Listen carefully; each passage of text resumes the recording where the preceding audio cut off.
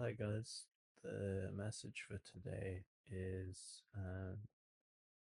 when adversity and anxiety strike. Um, Oftentimes in our lives, there are times in which we can face scenarios we don't feel we're able to face. We can face situations that completely knock us off our feet. Where we once had a ton of faith and where we once had like a ton of zeal. Um, we can find that actually we've got a ton of dread and yeah, and a ton of discouragement. This year or the past few years have definitely been um, years in which I felt that, years in which I felt perplexed and faced quite a lot of anxiety and worry and fear.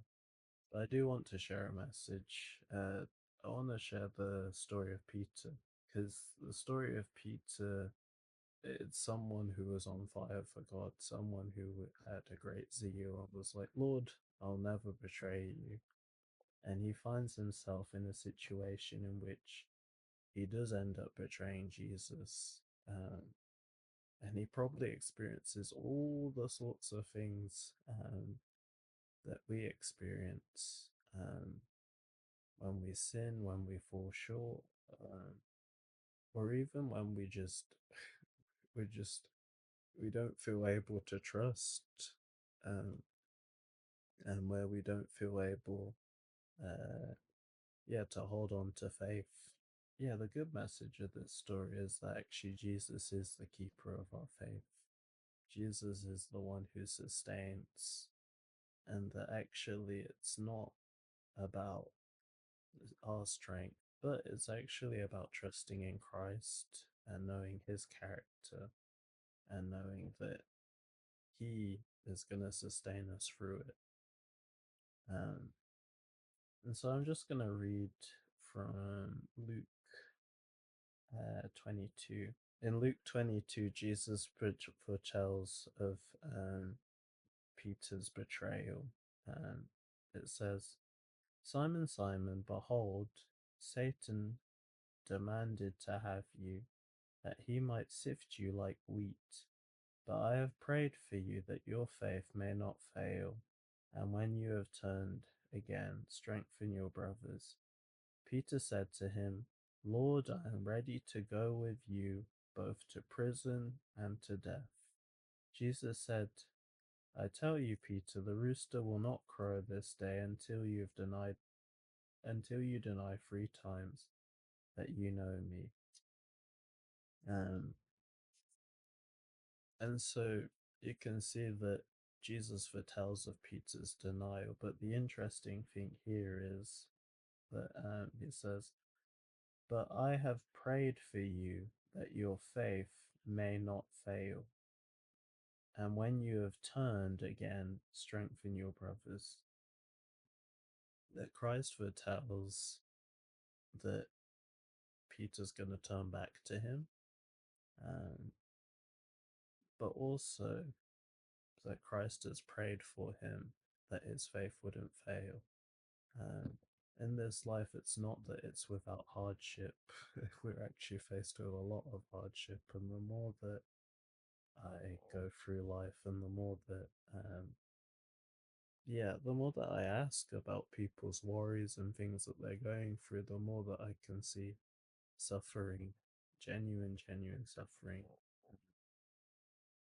And so, yeah, we do go through hardships, but the thing is, Christ has actually prayed for us in the midst or even before that hardship has come, that our faith would not fail and that yeah, and that we'd persevere through, and it's not based on our own strength or our own capability because we fall short, but that Christ sustains us through it. I'm going to turn to Matthew 26, 69 onwards, verse 69 onwards. So it says, Now Peter was sitting outside the courtyard, and a servant girl came to him and said, You were also with Jesus the Galilean, but he denied it before them all, saying, I do not know what you mean.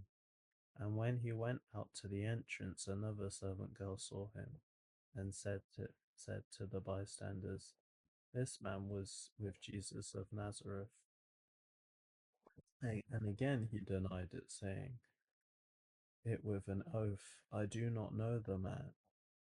After a little while, the bystanders came up to him and said, Peter, certainly you too are one of them, for your accent betrays you. Then he began to invoke a curse on himself and to swear, I do not know the man. And immediately the rooster crowed, and Peter remembered the saying of Jesus, before the rooster crows, you will deny me 3 times. And he went out and wept bitterly. Um, so you see the situation in which adversity has come, Christ is handed uh, to the chief priests to be put on the cross,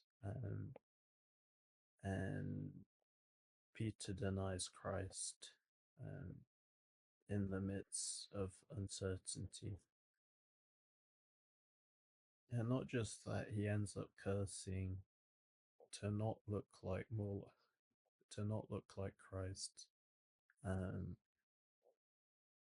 and so he faces something in which he would probably feel the same way we would feel: shame, guilt, um,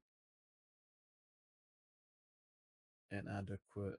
And I think a lot of times in life we can face situations in which we're not prepared for, we're ill equipped to handle, comes in, knocks us off our feet. We get disassociated with life, and yeah, and sometimes that can actually draw us away from God if we let it. Um, but I want to encourage people that actually it's Christ who sustains us, and even in the midst of those circumstances that have um, perplexed us or drawn us away from God, that yeah, that He calls us back. Um, I'm just going to turn to John 21 and look at Peter's redemption. I'm going to read from the start of 21, but this is after Christ has been buried.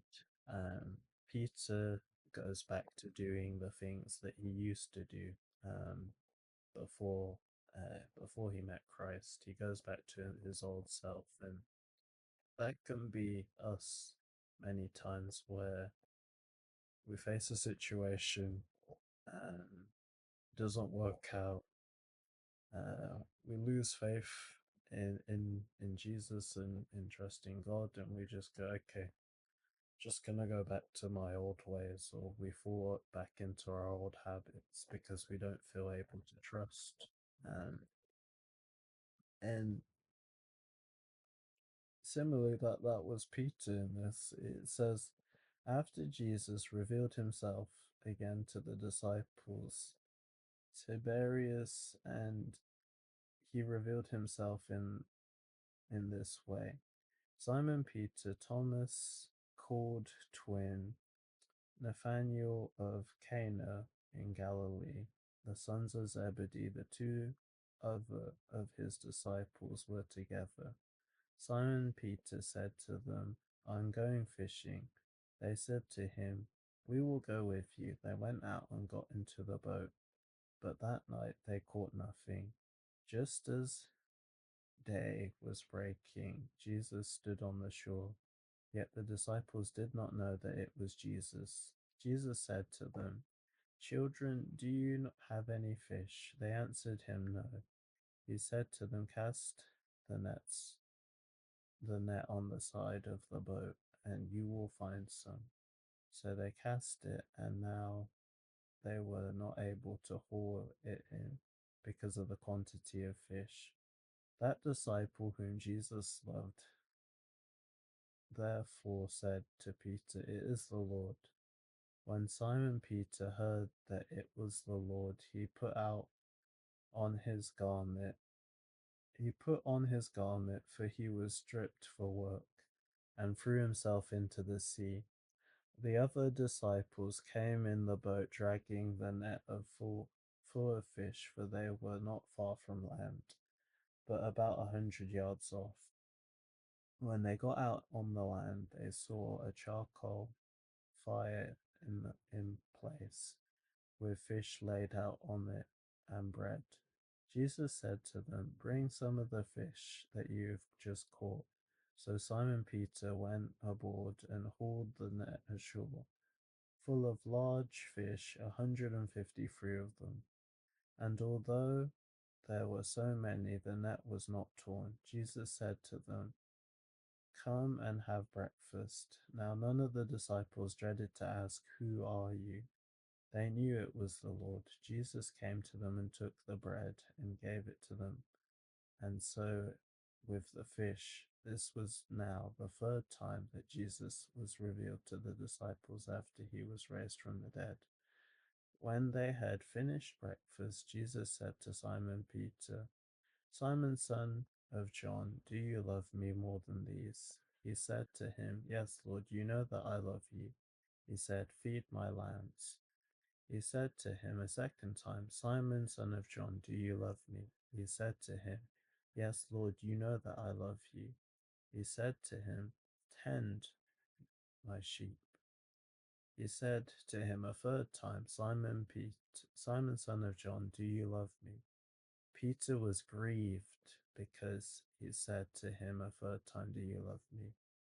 And he said to him, "Lord, you know everything. You know that I love you." Jesus said to him, "Feed my sheep. Truly, truly, I say to you, when you were young, you used to dress yourself and walk wherever you wanted. But when you are old, you will stretch out your hands, and another will dress you and carry you where you do not want to go." This he said to show by what kind of death he was to glorify God. And after saying this, he said to him, "Follow me." Um, and so we're given the illustration of Simon Peter betraying Christ, um, and then coming back to Christ, being asked the same three questions. And also, like, I love this passage because it's actually a repetition of kind of like the start of when the disciples were gathered and when they were on the shore catching the fish. And this is when Peter is redeemed. He asked him the questions three times to mirror the three times that Peter denied um, denied him. Um, yeah, and it also just shows that actually, no matter what kind of sin that you think you've committed, um, or what kind of horrible things that you think you've committed, that actually there is redemption. Um,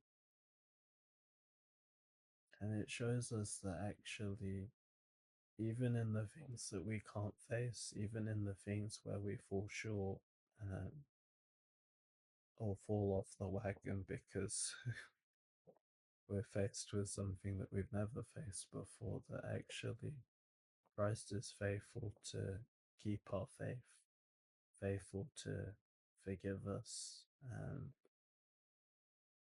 Yeah, and Jesus isn't one who's actually afraid of doubt, um, or afraid of our shortcomings. We see that in Peter, but we see that with Thomas, where Thomas feels the nails, or the scars, where the holes where the nails were. Um, and he doesn't rebuke Peter with a bunch of, "How could you do this?" or "How could you do that?" And so I think that should encourage people that in this time where you're facing things that you don't feel like you're able to face, that actually Christ is the one who's going to sustain you through it. Even if you fall off or fall short, um, or sometimes maybe even just lose a bit of hope in your situation, remember that you can come back to Christ and He's not going to condemn you, but He'll forgive you and take you back. And also in this passage, something that I love is the way John refers to himself, and I feel like it's something that we should incorporate into our own lives. But in verse 7, it says, "That disciple whom Jesus loved, therefore told Peter." The fact that he refers to himself as the disciple that Jesus loved, I think that oftentimes in situations that we face where we go through hardship, we can feel like we've been abandoned. We can feel like, okay, maybe Christ doesn't love me anymore. You know, that's why I'm facing this hardship, or maybe that something has come to, um, what do you call it, disrupt Christ's love for me. Um, I want to tell you that that's not true, that that's a lie from the enemy, and also that we actually need to be able to rest in that love, because it's in knowing his character, it's in knowing the fact that he loves us so much to actually die on the cross, and it's in knowing that he is the keeper of our faith, and that he who is in us is more powerful than the things that are in this world, that should sustain us and actually give us peace. Peace in the times where we face anxiety, peace in the times where we come against adversity or things that we don't feel like we're able to handle. Yeah, and so I just pray that in your lives that um, you'd also be able to receive that peace, to know that He is with you. I think that's why we get verses like in Joshua 1:9, "Have I not commanded you, be strong and courageous, for the Lord your God will be with you wherever you go." Or verses like Matthew 28:20, "And behold, I am with you always to the end of the age." And as we read our Bibles more, as we seek the face of Christ more, actually that peace and that comfort, knowing that He is there, but not just knowing that He is there, but knowing that whatever we face, He will give us the power to overcome, or to get through, or to persevere through. Um, yeah, that should give us comfort. That should give us hope. That should also give us life. Um, so I hope that's helped. I know that I probably rambled quite a lot. um, yeah, but God bless. Yeah, and may the peace of God be with you throughout your day, throughout your week, throughout your life. Um, just encourage you to read the Gospels, to seek His face, and actually that the more that you do that, the more that you'll be able to rest in knowing who He is and that He is good, even if the situation doesn't look good. Um, yeah, God bless.